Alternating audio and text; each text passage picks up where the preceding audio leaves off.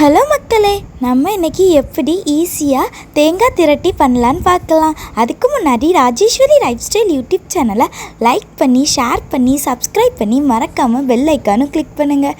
இப்போ வாங்க வீடியோக்குள்ளே போகலாம். ஃபஸ்ட்டு இது பண்ணுறதுக்கு 2 ஸ்பூன் பச்சரிசி, 2 ஸ்பூன் பாசிப்பருப்பு, அப்புறம் 5-6 ஏலக்காய், அப்புறம் இந்த 3ஐயும் ஒரு ஈரம் இல்லாத கடாயில் சேர்த்து நல்லா வறுத்து எடுத்துக்கோங்க. பாருங்கள், இந்த மாதிரி நல்லா வறுத்து எடுத்துக்கோங்க. இப்போ இது ஒரு பவுலில் எடுத்துகிட்டு கொஞ்சம் தண்ணி விட்டு ஒரு 30 நிமிஷம் ஊற வச்சு எடுத்துக்கோங்க. அப்புறம் ஒரு பாதி தேங்காவை இந்த மாதிரி குட்டி குட்டியாக கட் பண்ணி எடுத்துக்கோங்க, இல்லாட்டா துருவி எடுத்துக்கோங்க. ஆனால் அந்த ப்ரௌன் கலர் இருக்கக்கூடாது, இந்த மாதிரி பியூர் ஒயிட்டாக தான் இருக்கணும். பாருங்கள், இப்போ 30 நிமிஷத்துக்கு அப்புறம் நம்ம ஊற வச்சது நல்லாவே ஊறிட்டு, இப்போ ஒரு மிக்ஸி ஜாரில் கட் பண்ணி வச்சுருந்த தேங்காய், ஊற வச்சுருந்த பருப்பு இதெல்லாம் சேர்த்து நல்லா ஃபைன் பேஸ்ட்டாக அரைச்சி எடுத்துக்கோங்க. கொஞ்சம் தண்ணி விட்டு நல்லா ஃபைன் பேஸ்ட்டாக அரைச்சி எடுத்துக்கோங்க. பாருங்கள், இந்த மாதிரி இருக்கணும். அப்புறம் ஒரு கப்பு சர்க்கரையை நல்லா இந்த மாதிரி மெல்ட் பண்ணி எடுத்துக்கோங்க. இப்போ ஒரு கடாயில் 1 ஸ்பூன் நெய் விட்டுக்கோங்க. இது நல்லா சூடானோன்னா நம்ம மெல்ட் பண்ணி வச்சுருந்த சர்க்கரை பாகை ஒரு அரிப்பு வச்சு அரிச்சு சேர்த்துக்கோங்க. அப்போ தான் அதில் ஏதாவது மண் இருந்துன்னா அது நீங்கிரும்.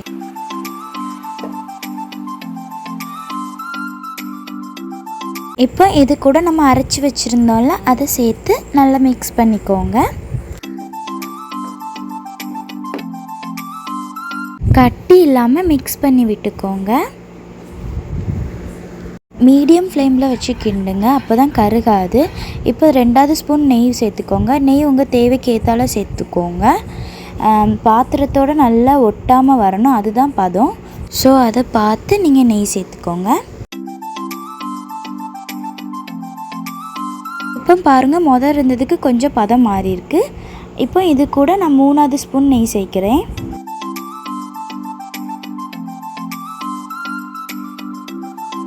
பாருங்கள், இப்போ பேனில் ஒட்டாமல் அழகாக நமக்கு திரட்டி ரெடி ஆயிடுச்சு. எனக்கு இது பண்ணுறதுக்கு கரெக்டாக 3 ஸ்பூன் நெய் தேவைப்பட்டது. இப்போ ஒரு கடாயில் 1 ஸ்பூன் நெய் சேர்த்து முந்திரி கிஸ்மிஸ் சேர்த்துருக்கேன். இது ஆப்ஷனல் தான், உங்களுக்கு தேவைன்னா இது சேர்த்துக்கோங்க, இல்லாட்டாலும் வேண்டாம்.